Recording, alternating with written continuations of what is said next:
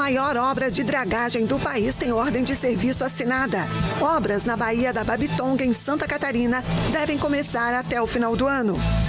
Paraná investe 55 milhões de reais para a construção de unidades de atendimento do CRAS e CREAS do estado.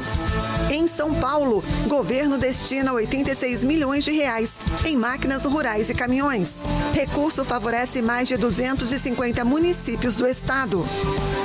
Queda de avião no Pantanal deixa 4 mortos. Famoso arquiteto chinês está entre as vítimas. Pelo menos 40 palestinos morrem em ofensiva israelense na cidade de Gaza. E veja também, no Paraná, pesquisas transformam a vida de pessoas com deficiência. Próteses e tecnologias assistivas são desenvolvidas no estado. Essas e outras notícias, a partir de agora, no Pix News.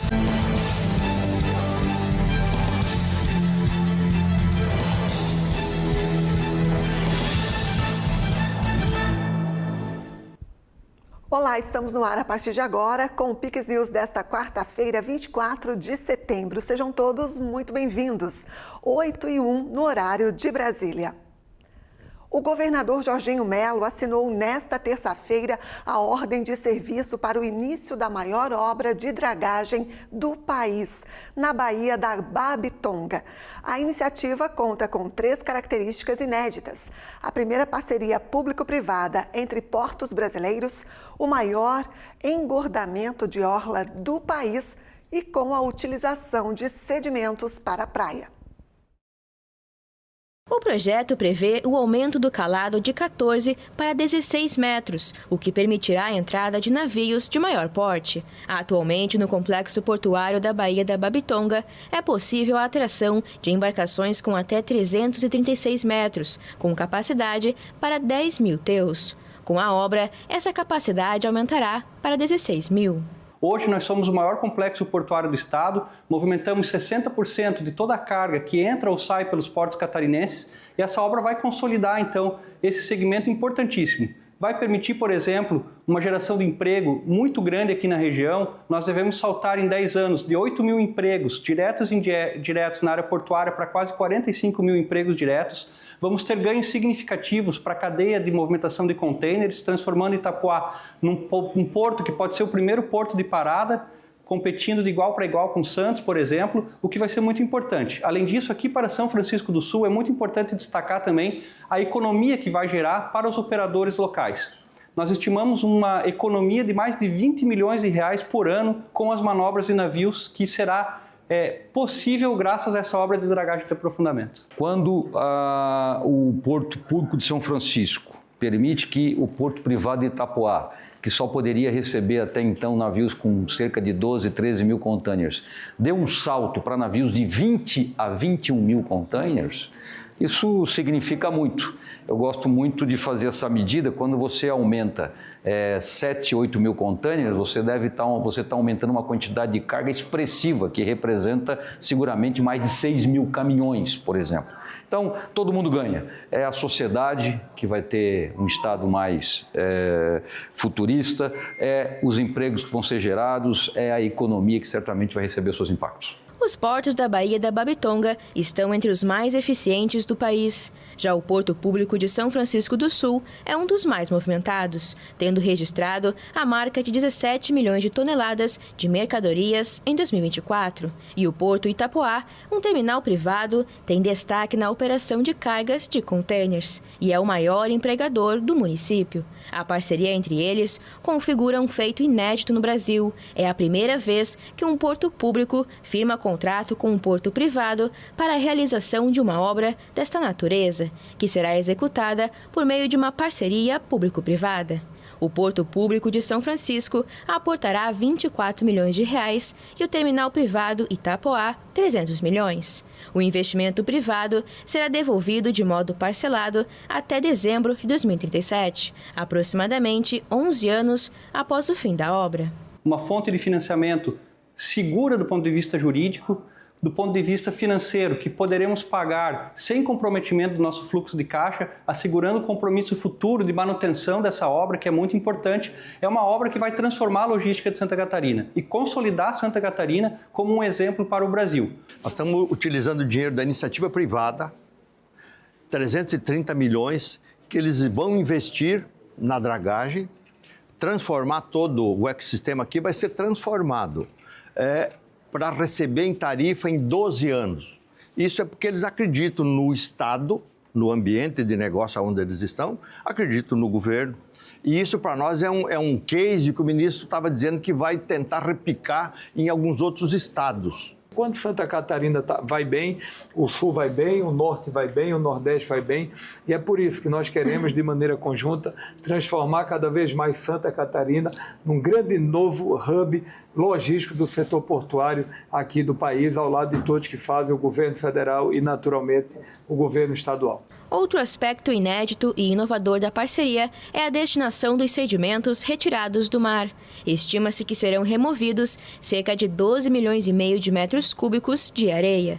Metade do material deve ser usado para o engordamento da faixa de areia da orla de Itapoá, que nos últimos anos tem sofrido com erosão marítima. A vencedora da licitação para realizar a dragagem de aprofundamento do canal de acesso ao complexo portuário da Baía da Babitonga foi a empresa belga Jandenul. Com investimentos de 324 milhões de reais, a dragagem deve começar até o final do ano, com previsão de conclusão para o segundo semestre de 2026.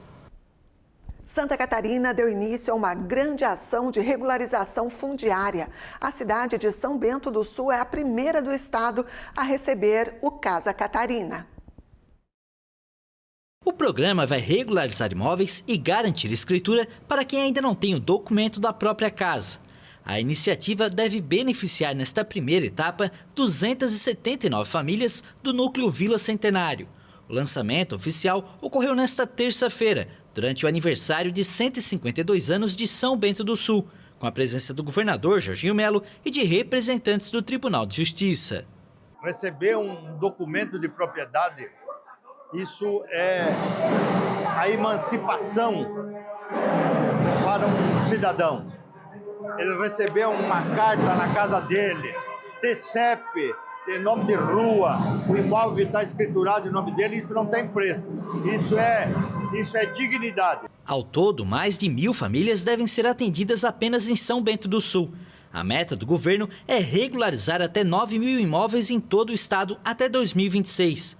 O investimento previsto é de 456 milhões de reais, incluindo a construção de novas casas e a entrega de escrituras. Então o Estado e o Poder Judiciário fazem esse trabalho em parceria com os municípios para que a gente consiga aumentar o número em Santa Catarina de todas as pessoas atendidas.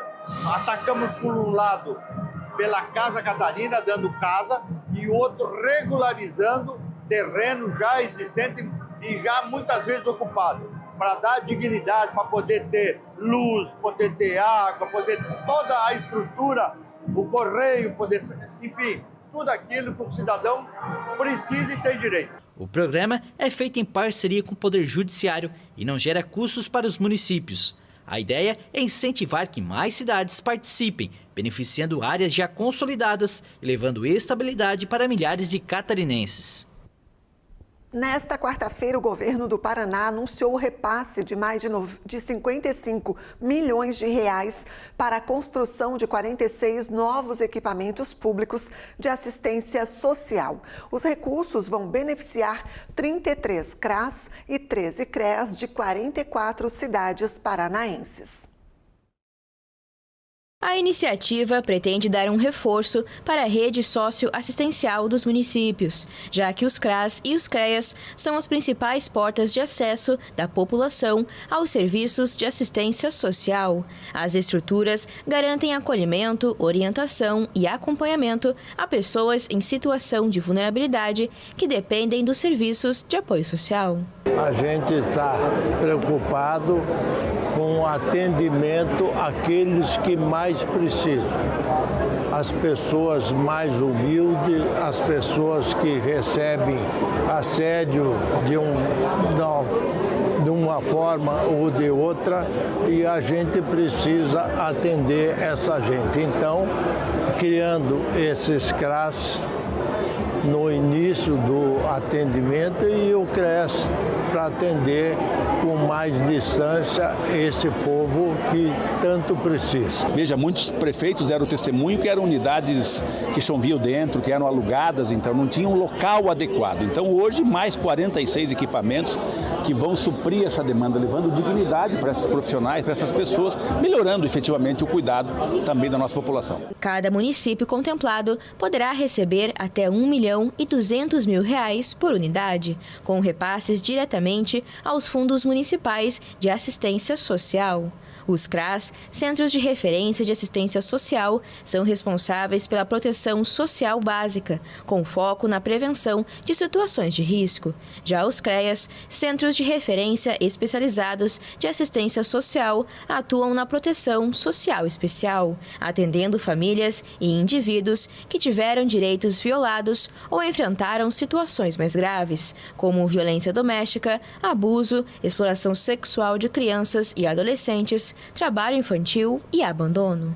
Nós estamos muito contentes, nossa política de assistência social, porque esse investimento e esse impacto é o impacto que a gente vai ter na qualidade dos serviços ofertados para essa população. Porque um espaço não é só uma questão, uma estrutura bonita dentro ali do bairro, mas é também uma garantia de pertencimento, as pessoas saberem aonde elas têm que procurar, como que elas vão ser atendidas, qual é o local. Muitos desses locais às vezes são alugados, então a cada 6 meses a 1 ano tem que trocar de bairro, e isso acaba provocando uma dificuldade na população entender aonde que precisam procurar, qual é o espaço, e também a equipe de trabalho que vai ter um lugar adequado para fazer o seu trabalho e prestar um serviço de qualidade para a população que atende. Ao todo, serão beneficiadas 44 cidades por todo o estado. A cidade de Matinhos, no litoral paranaense, receberá uma unidade de cada estrutura de assistência social. Estamos mais felizes ainda com esse CRAS e esse CREAS. Nós já temos o local que vai ser na Rua da Mata, no bairro da Vila Nova. Já temos os 2 terrenos lá onde que nós vamos fazer essa construção aí. Então esperamos que no máximo em 1 ano e meio, essa obra esteja completamente já sendo usada pela população matinhense. A prefeita de Mandaguari destacou a relevância da obra para os moradores do município, na região noroeste do Paraná. Tem grandes motivos. Primeiro porque Mandaguari paga aluguel, em uma casa muito simples, muito modesta, mas tem um atendimento bastante eficaz. Aquelas pessoas que precisam chegar no lugar aconchegante, bonito, limpo, organizado, novo, para que a gente possa assim dar essa atenção especial para essas pessoas que já têm uma vida assim bastante complexa, bastante difícil. Este é o 4º anúncio oficial em 2025 voltado à ampliação da estrutura de assistência social no Paraná. Somados, os repasses neste ano chegam a R$132 milhões, contemplando 107 municípios com a construção de 86 CRAS e 24 CREAS, o que faz deste pacote a maior ampliação da rede socioassistencial já realizada pelo governo do Paraná. E uma tartaruga foi resgatada em condições de maus tratos e devolvida à natureza. A apreensão ocorreu em Guaratuba, no litoral paranaense, no mês passado. Agora o animal retornou ao habitat natural. E quem explica o ocorrido para a gente é Rafael Galvão, técnico do Instituto Água e Terra. Na data de 25 de agosto de 2025, equipes da Secretaria Municipal de Meio Ambiente de Guaratuba e da Polícia Militar Ambiental do Estado do Paraná realizaram uma ação envolvendo a apreensão de um carga do pescoço de cobra, hidromedusa tectífera, no município de Guaratuba. Ao chegar ao local, as equipes se depararam com o animal em situação completamente insalubre, sem alimentação e sem espaço de água adequado. Então hoje, dia 23 de setembro, após praticamente um mês de recuperação, esse animal está apto a voltar à natureza. É uma grande alegria poder devolver essa espécie que é tão importante aqui para o nosso bioma. Após finalizar a autuação, o proprietário do animal foi multado, o animal foi apreendido e encaminhado até a base do IAT em Paranaguá, onde foi encaminhado posteriormente até o Hospital Veterinário da Unicesumar, onde foi avaliado e apresentava diversas escoriações pelo plastrão, uma desidratação e uma desnutrição severa, sinais claros de maus tratos no local onde ele estava. O governo do estado de São Paulo anunciou a entrega de mais de 300 máquinas agrícolas e 20 caminhões-pipa para mais de 250 municípios paulistas. O investimento de R$ 86 milhões pretende reforçar a produção no campo e também a prevenção contra desastres climáticos. O evento aconteceu em Campinas. Foram distribuídos tratores, retroescavadeiras, pás carregadeiras, rolos compactadores e roçadeiras hidráulicas. Ao todo, 304 equipamentos destinados às prefeituras pelo programa Patrulha Rural. Durante a cerimônia, também foi firmada uma resolução conjunta entre a Secretaria de Agricultura e a Defesa Civil. O acordo prevê maior integração no monitoramento climático, difusão de alertas e capacitação de agentes municipais para prevenção e resposta a incêndios e outros desastres. Com os novos investimentos, o governo afirma que pretende fortalecer a infraestrutura dos municípios e ampliar as estratégias climáticas no campo. São 304 máquinas, são 20 caminhões-pipas para estruturar os municípios na manutenção das suas extensas malhas rurais. Isso é importante para aquele pequeno produtor, é importante para aquela criança que está lá na área rural, que precisa do transporte escolar. Então, uma máquina ajuda muito o prefeito a resolver problemas das suas malhas locais, das suas malhas municipais, que podem dar uma ação imediata. Então, eu acho que é uma ação super importante. A gente vai fazer outras entregas de equipamentos de engenharia, equipamentos agrícolas e também de ambulâncias e vans para o transporte de pacientes, porque tem municípios que não têm instalações de saúde que precisam fazer esse transporte de pacientes. A gente deve entregar em breve 200 ambulâncias aí também. A PEC da blindagem, que permite ao Congresso interromper processos criminais contra deputados e senadores, foi derrubada hoje pela Comissão de Constituição e Justiça do Senado Federal. A proposta foi arquivada pelo presidente Davi Alcolumbre, sem análise do plenário. Todos os 26 senadores da CCJ votaram pela derrubada da proposta. Em jogo válido pelas quartas de final da Copa Sul-Americana, o Fluminense vacilou e foi eliminado da competição continental.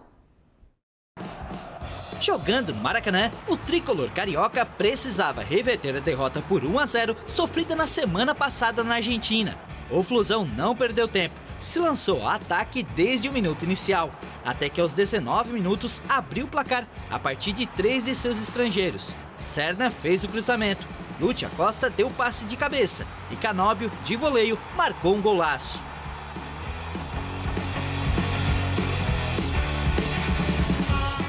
O segundo tempo atrasou, mas não mudou o cenário. A briga no setor visitante gerou um atraso de 22 minutos para o retorno da partida, mas não atrapalhou o ritmo do Fluminense, que voltou apertando o adversário.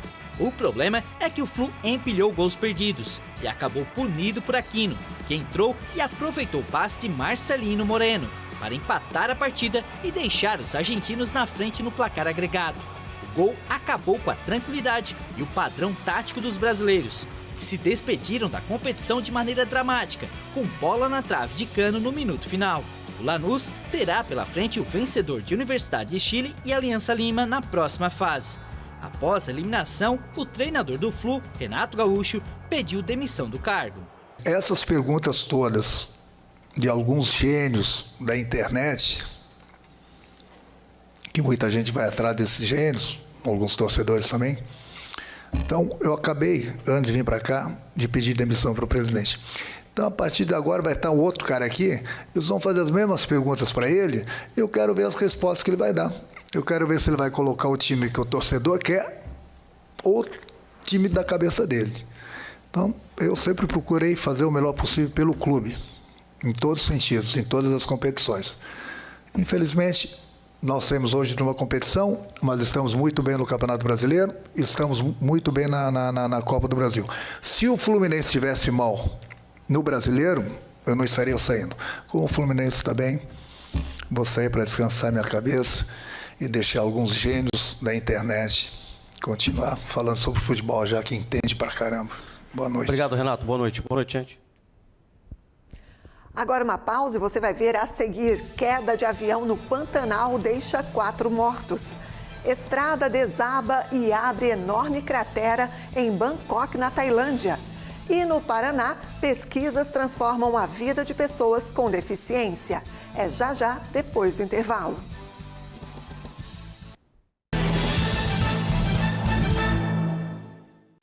Aqui no interior a estrada tem que ser boa. E se for com buraco, credo, a gente perde um tempão. Por isso a gente tá feliz com o novo programa do Estado em parceria com as prefeituras. O Estrada Boa Rural. O programa vai arrumar dezenas de estradas rurais em toda Santa Catarina. Agora meu pai vai levar a produção bem rápida na cidade. Vai sobrar mais tempo para tomar chimarrão e comer a minha cuca. Estrada Boa Rural. Governo de Santa Catarina. Quer uma dose de realidade? O álcool aumenta a dose de violência. Aumenta a dose de câncer. Aumenta a dose de custo público. O álcool mata uma pessoa a cada 12 segundos no mundo. Até quem nunca bebeu uma dose pode ser vítima. Senadores, se o álcool faz mal à sociedade, tem que ter mais imposto. O que é Garopaba? É luz, é verão, é esporte, é música, é tainha, é tempero, é história, é encanto, é tradição, é cultura, é pra criança, é pra família. Garopaba é a Garopaba. Venha viver de perto. A saúde em Santa Catarina acaba de alcançar uma marca histórica. 1 milhão de cirurgias realizadas. O sucesso da saúde catarinense é uma realidade. É claro que precisamos melhorar muito ainda e vem mais por aí. Com investimentos em novas tecnologias e a valorização dos hospitais, estamos fazendo a diferença na vida de milhares de catarinenses. Compromisso com quem mais precisa. Governo de Santa Catarina.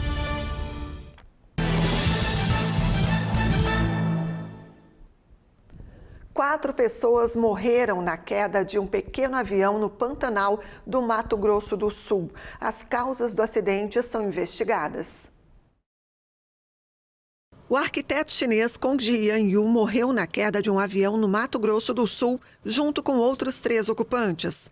Kong Jian era uma referência em planejamento urbano sustentável e era mundialmente conhecido pelo conceito de cidades esponja, projetadas para absorver grande quantidade de água. As outras vítimas do acidente ocorrido na tarde de terça são os cineastas brasileiros Luiz Fernando Feres da Cunha Ferraz e Rubens Crispim Júnior, e o piloto e proprietário da aeronave Marcelo Pereira de Barros. As causas do acidente ocorrido em uma zona rural de difícil acesso no Pantanal ainda são desconhecidas. Em nota, a Força Aérea Brasileira confirmou o acidente com a aeronave no município de Aquidauana. Conforme o Registro Aeronáutico Brasileiro da Agência Nacional de Aviação Civil, a ANAC, a situação da aeronavegabilidade era normal e o avião não tinha autorização para táxi aéreo. Uma pessoa morreu e 2 ficaram feridas em um tiroteio nesta quarta-feira em um centro de detenção do Serviço de Imigração e Alfândega dos Estados Unidos, na cidade de Dallas, no Texas. A polícia de Dallas informou na rede social X que a investigação preliminar determinou que um suspeito abriu fogo contra um prédio governamental a partir de um edifício. 2 pessoas foram levadas ao hospital com ferimentos. A corporação acrescentou que uma vítima morreu no local. As autoridades afirmaram que o atirador cometeu suicídio e morreu devido a um ferimento de bala. Ele atirou em si mesmo quando agentes se aproximavam. De acordo com a imprensa de Dallas, os feridos eram pessoas que haviam sido detidas pelo Serviço de Imigração e Controle de Alfândega. Nenhum agente ficou ferido no ataque. Pelo menos 40 palestinos morreram nesta quarta-feira em bombardeios realizados em diferentes pontos da faixa de Gaza, em meio à intensificação da ofensiva militar de Israel contra o Hamas. De acordo com a Defesa Civil Palestina, o exército israelense efetuou várias operações na cidade de Gaza e também no sul do território. No Hospital Nasser, em Khan Yunis, familiares dos mortos viviam uma mistura de luto e revolta. Nossos jovens estão morrendo. Essas distribuições de ajuda humanitária são armadilhas mortais. Impeçam seus filhos de irem até elas. Tragam comida por meio das Nações Unidas. Vocês estão nos matando. Israel advertiu na sexta-feira que atacaria como uma força sem precedentes a cidade de Gaza. A investida provocou a fuga de centenas de milhares de habitantes diante da ofensiva em larga escala, muito criticada pela comunidade internacional. No outro território palestino, a Cisjordânia ocupada, centenas de palestinos realizaram o funeral de Hamad Barameh, morto pelo exército israelense na cidade ocupada de Enza. Em um comunicado, o exército de Israel afirmou que um terrorista lançou um artefato explosivo contra soldados israelenses que operavam na área. Eles responderam com fogo e eliminaram o agressor. O presidente da Ucrânia, Volodymyr Zelensky, disse nesta quarta-feira nas Nações Unidas que ser membro da OTAN não garante a segurança do país. Também elogiou o presidente dos Estados Unidos, Donald Trump, que disse que Kiev poderia recuperar todo o território perdido para Moscou. Zelensky também elogiou a mudança de Donald Trump, que afirmou na véspera que Kiev poderia recuperar todo o território perdido para Moscou. O presidente alertou ainda para os perigos da corrida armamentista. Caros líderes, estamos vivendo a corrida armamentista mais destrutiva da história, porque desta vez ela inclui a inteligência artificial. E se não houver garantias reais de segurança, exceto amigos e armas, e se o mundo não puder responder a todas as ameaças, e se não houver uma plataforma forte para a segurança internacional, restará algum lugar na Terra que ainda seja seguro para as pessoas? Precisamos de regras globais agora sobre como a IA pode ser usada em armas. E isso é tão urgente quanto impedir a disseminação de armas nucleares. Zelensky também advertiu para o perigo que representa para a Europa perder influência sobre a Moldóvia a favor da Rússia, o que já aconteceu com Belarus e Geórgia. A Moldóvia vai realizar eleições no próximo domingo e enfrenta uma onda de desinformação russa. Um trecho de uma rua movimentada na capital da Tailândia desabou na manhã desta quarta-feira, deixando uma cratera de cerca de 50 metros de profundidade. O incidente fez com que as autoridades evacuassem a área. O buraco, com dezenas de metros de profundidade em frente a um grande hospital, forçou a retirada rápida de pessoas nas proximidades. O diretor do Departamento de Prevenção de Desastres de Bangkok disse que o incidente provavelmente está relacionado às recentes chuvas torrenciais. Houve um pequeno afundamento na superfície da rua que se espalhou porque havia um cano de água quebrado, o que contribuiu para a erosão do solo abaixo e causou esse incidente. A autoridade também disse que parte do solo caiu sobre uma estação de metrô em construção. O túnel faz parte de um serviço subterrâneo que está sendo construído pela Autoridade Estatal de Transporte Rápido em Massa, que vai investigar a causa do desabamento. O super tufão Hagasa atingiu o sul da China continental nesta quarta-feira. As autoridades ordenaram o fechamento de empresas e escolas em pelo menos 10 cidades, afetando dezenas de milhões de pessoas. De acordo com a imprensa estatal, a tempestade atingiu a cidade de Yangjiang, na província de Guangdong, após se afastar lentamente de Hong Kong, onde causou fortes ventos e chuvas torrenciais.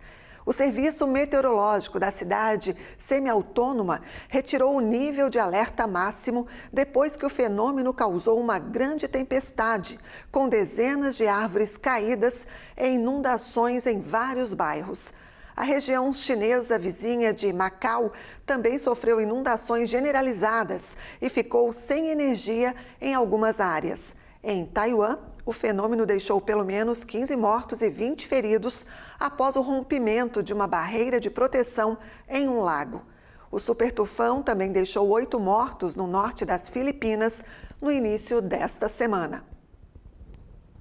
O Paraná tem investido em tecnologia para melhorar a vida de pessoas com deficiência. Pesquisas financiadas pelo governo do estado desenvolvem próteses inteligentes e dispositivos inovadores que já transformam histórias de superação. O pequeno José, de apenas 1 ano e 7 meses, nasceu sem braços e pernas. Mas graças ao avanço da ciência, hoje consegue utilizar ferramentas que permitem maior independência. A família recebeu o apoio do NAP e da Universidade Tecnológica Federal do Paraná. Ele ganhou uma prótese para o braço direito, feita em impressora 3D, que ajuda a comer, brincar e desenhar. Foi quando entrou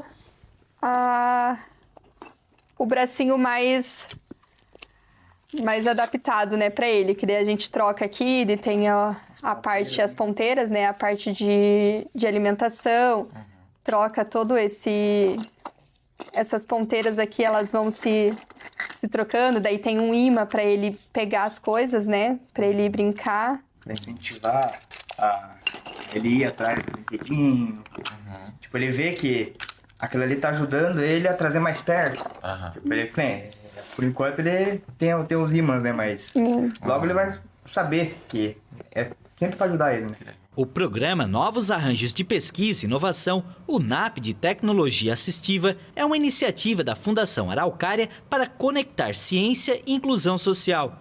Com orçamento de quase 5 milhões de reais até 2026, já entregou mais de 30 tecnologias, entre próteses, dispositivos sensoriais e ferramentas para reabilitação, usadas por hospitais e prefeituras de todo o Paraná. Especificamente, o NAP em Tecnologia Assistiva, ele tem como missão desenvolver soluções que promovam a acessibilidade e a inclusão das pessoas com deficiência ou com mobilidade reduzida. Entre os resultados já alcançados, nós podemos destacar próteses de baixo custo em impressão 3D, órteses personalizadas, cadeiras de rodas adaptadas, bengalas inteligentes com sensores, softwares de comunicação alternativas e recursos pedagógicos acessíveis. Outro avanço está no Centro Hospitalar de Reabilitação Ana Carolina Moura Xavier, em Curitiba. Pacientes que perderam partes do rosto, a maioria por câncer, agora recebem próteses feitas por tecnologia digital e impressão 3D. Antes eram necessários moldes manuais e várias idas ao hospital. Hoje, o processo é mais rápido, preciso e confortável. Então, o paciente hoje ele chega no hospital, ele faz uma tomografia aqui no hospital mesmo.